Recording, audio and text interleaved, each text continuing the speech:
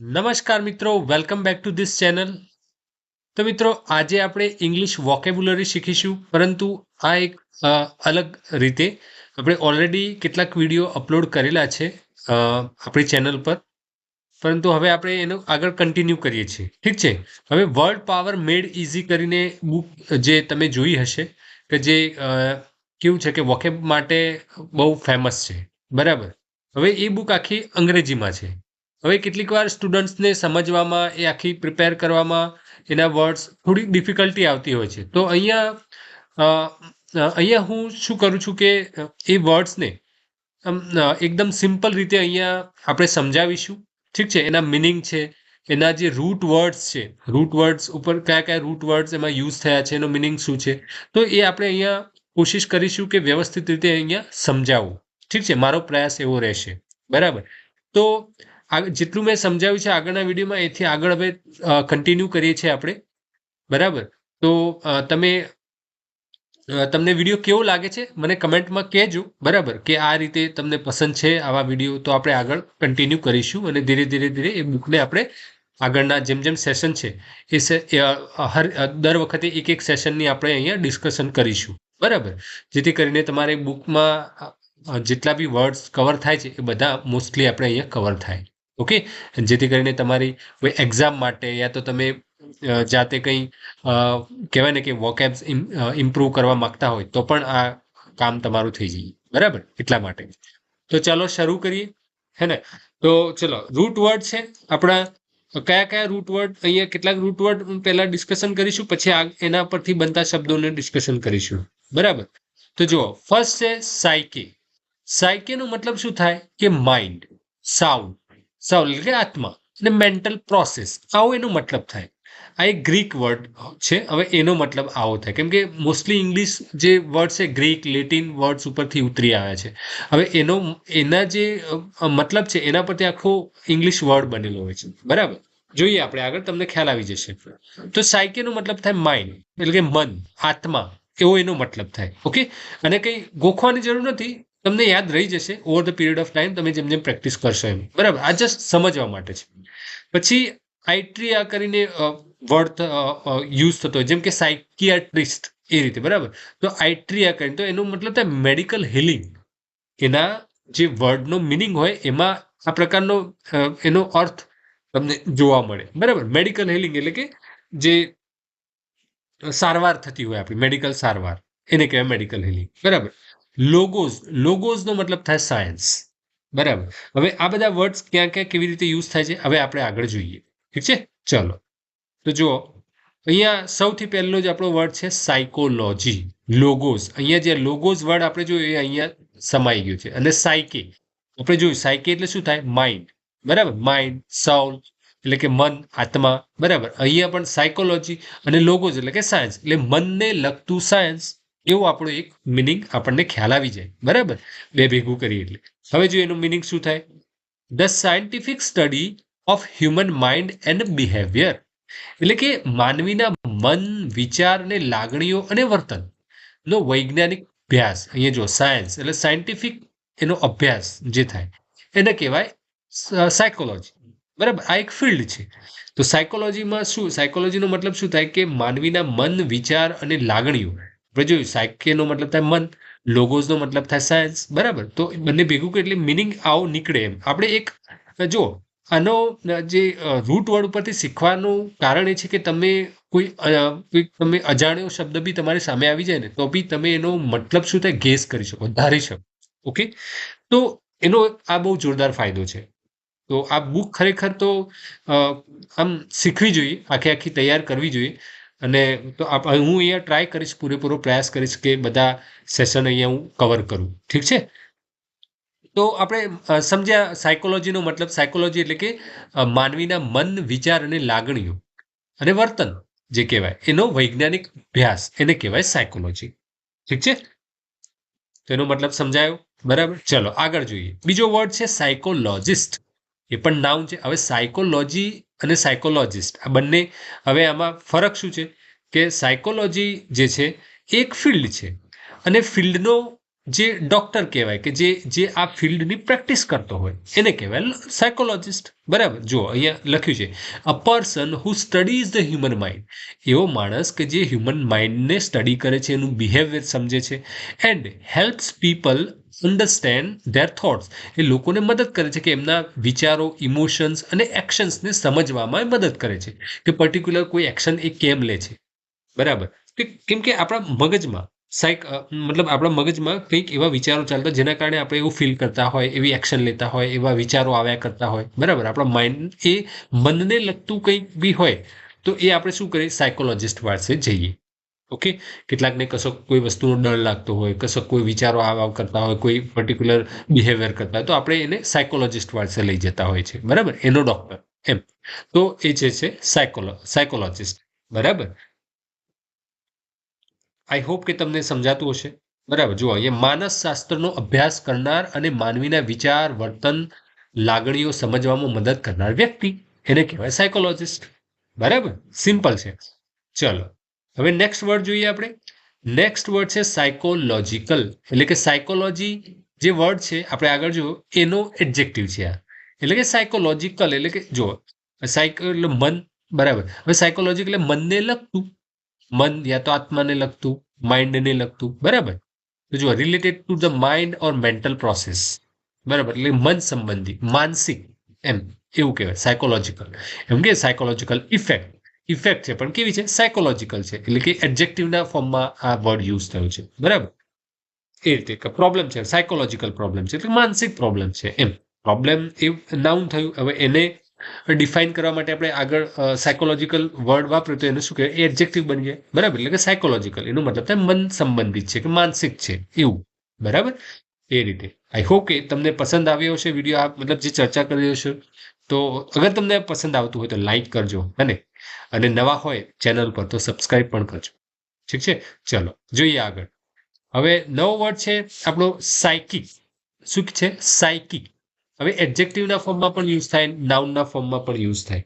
બરાબર, હવે એનો મતલબ શું થાય કે related to the mind or super natural mental powers, એટલે કે આનો આ જે છે એનો મતલબ એવો થાય કે માનસિક છે એટલે મનને લગતું છે, અથવા બીજો મતલબ શું થાય કે સુપરનેચરલ મેન્ટલ પાવર એટલે કે મન કહેવાય ને કે કોઈક એવો પાવર હોય, માનસિક પાવર હોય કે નહીં, કોઈને કશું જાણી જાય, કોઈ ખબર, સિક્સ સેન્સનો આપણે કહેતા હોય છે કે મને સિક્સ સેન્સ છે, કે ખબર પડી જાય એમ કશું થવાનું હોય પહેલા કે કંઈ, એ રીતનો એક પાવર હોય કે કોઈનું મન વાંચી શકે, એ ટાઈપનો પાવર હોય તો એને કહેવાય સાયકી.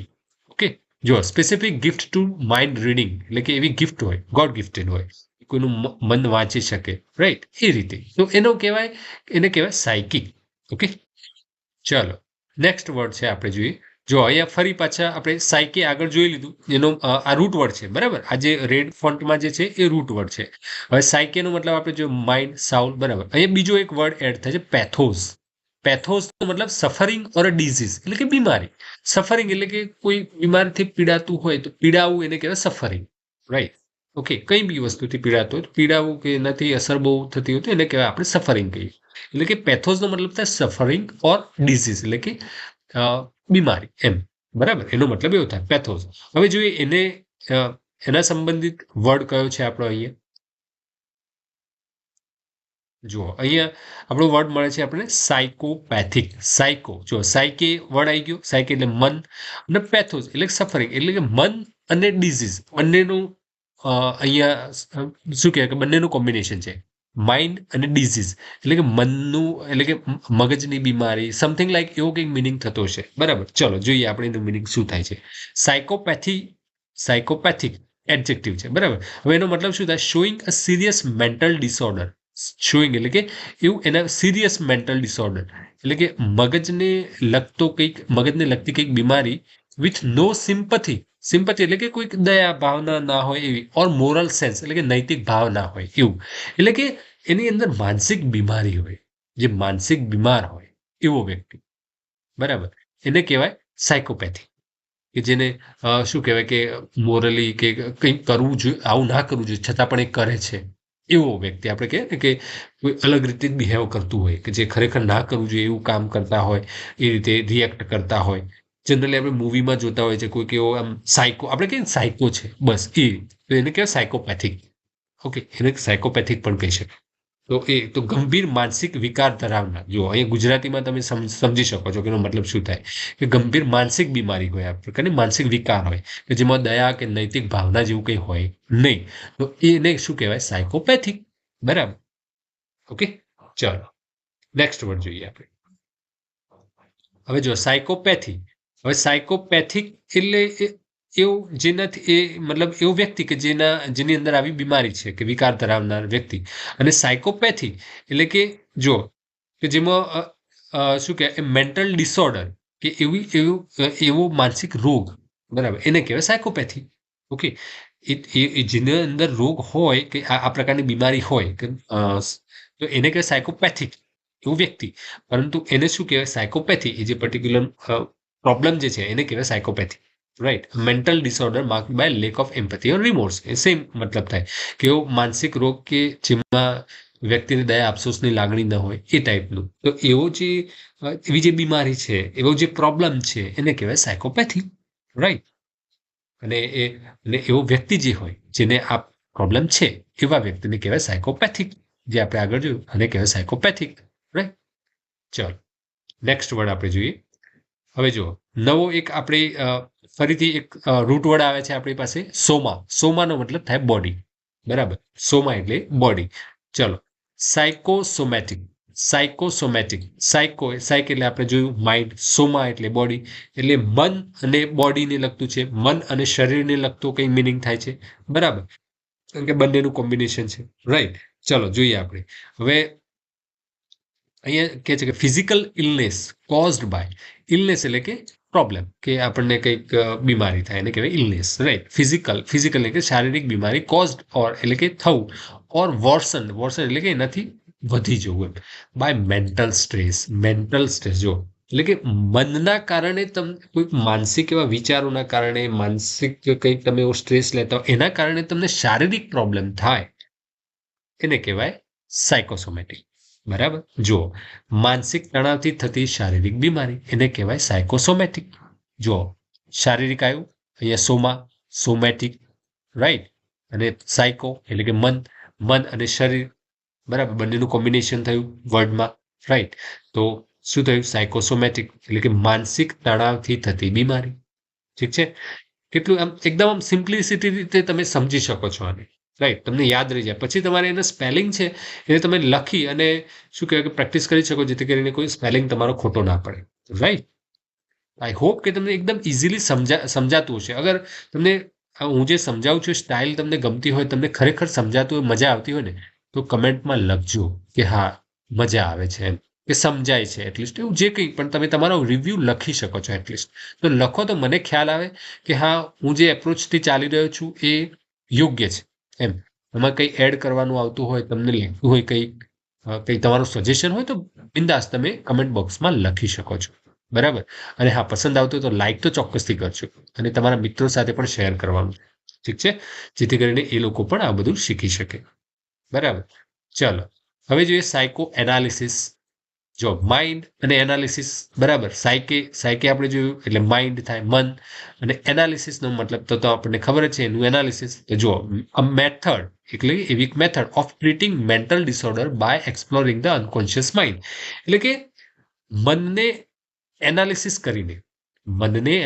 કરીને કોઈ ડિસઓર્ડરને ટ્રીટ કરવાનું, કે કોઈ બીમારી હોય એને ટ્રીટમેન્ટ કરવાની, માનસિક એને મનને સમજીને. એટલે અહીંયા સબકોન્શિયસ અનકોન્શિયસ માઇન્ડનો યુઝ કર્યો છે, કે અવચેતન મનનું વિશ્લેષણ કરીને માનસિક રોગની સારવાર કરવાની પદ્ધતિ, એને કહેવાય સાયકો એનાલિસિસ.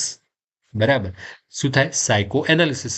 એટલે મન, સાયકે એટલે માઇન્ડ, એટલે મનનું એનાલિસિસ કરીને, માઇન્ડનું એનાલિસિસ કરીને. એટલે આપણને તો પૂછવામાં આવે, એ પ્રશ્નો એવા પૂછવામાં, જેથી કરીને આપણા માઇન્ડમાં જે બીજ ચાલતો એના થ્રુ આપણી સારવાર થાય, કે એનું વિશ્લેષણ થાય, મનનું વિશ્લેષણ કરે, અને પછી આપણને એ ડૉક્ટર હોય એ આપણી મતલબ સારવાર કરે, માનસિક કોઈ રોગ હોય તો એ જે પ્રોસેસ જે છે, એ પદ્ધતિ છે, એને કહેવાય સાયકો એનાલિસિસ. બરાબર. અને આ સાયકો એનાલિસિસની જે પ્રેક્ટિસ કરતો વ્યક્તિ હોય એને કહેવાય સાયકો એનાલિસ્ટ, જે આપણો નેક્સ્ટ વર્ડ છે. બરાબર, જોઈ લઈએ.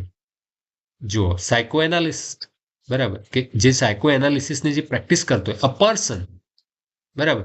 હવે એના લિસ્ટ અહીંયા LYST લિસ્ટ એ ટાઈપનો હોય તો શું કહે, એ જે પર્ટિક્યુલર ફિલ્ડ હોય એની પ્રેક્ટિસ કરનાર, એવું ઘણા શબ્દોમાં એવું તમને જોવા મળશે, બરાબર. ઘણા જે આપણા વોકેબ્સ છે એમાં મળશે તમને જોવા. A person who practices psycho analysis. જો સાયકો એનાલિસિસને જે પ્રેક્ટિસ કરતો હોય એવા વ્યક્તિને શું કહેવાય? Psycho analyst. ઓકે. જો સાયકો એનાલિસિસની પદ્ધતિથી સારવાર કરનાર નિષ્ણાત એટલે કે એવું ડોક્ટર. ઓકે, ઠીક છે. ચલો નેક્સ્ટ વર્ડ જોઈએ, સાયકોજેનિક. સાયકોજેનિક. હવે જુઓ, એ સાયકો, આપણે સાયકેનો મતલબ થાય મન, જેનિક એટલે ઉદ્ભવવું. આ એક જેનેસિસ કરીને એક વર્ડ છે, અહીંયા મેન્શન નથી કરેલો, મે બી ક્યાંક આવશે તો આપણે ફરીથી મેન્શન કરીશું. પણ જેનેસિસનો મતલબ થાય બર્થ, ઉદ્ભવ થવો, જન્મ થવો, જેનેસિસનો મતલબ થાય. ઓકે, એ પણ એક ગ્રીક વર્ડ છે, બરાબર, રૂટ વર્ડ છે. તો એના પરથી આ બંને સાયક એટલે મન, અને જેનેસિસ એટલે ઉદ્ભવ થવો, જન્મ થવો. તો મનથી ઉદ્ભવ થયેલું એવું કંઈક અહીંયા મતલબ થતો હશે, બરાબર. જો ઓરિજિનેટિંગ એટલે ઉદ્ભવ ફ્રોમ, શેમાંથી? The mind rather than physical cause. એટલે કે કશું ઉદ્ભવ થયું છે મગજથી, રાધર દેન ફિઝિકલ કોઝ, એટલે શારીરિક નહીં પરંતુ માનસિક છે.